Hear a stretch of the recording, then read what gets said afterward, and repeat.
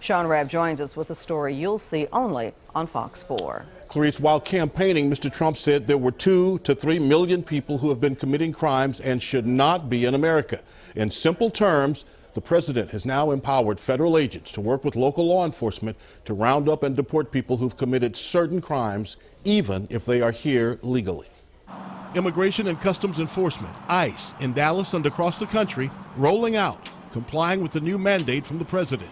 Immigration attorney Fernando Dubove. This is a very big story. You're talking about affecting the lives of millions of people, including people that are here legally in the United States. This is a law enforcement agency. ICE agents enforcing laws put in place during the George W. Bush administration and changed in the Obama administration that'll allow them to identify and remove folks here legally who are convicted of a certain group of crimes and people here illegally in police custody for any reason.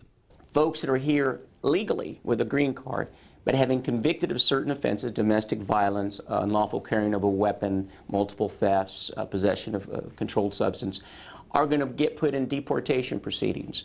Dubove says he expects people could be picked up and arrested as they report to probation officers at work and at their homes. For people that are here illegally, what you're going to see is an increase in ICE detainers when they get picked up for the simplest traffic offense. President hinting at the tougher actions when he announced executive orders on immigration, tripling the number of ICE agents.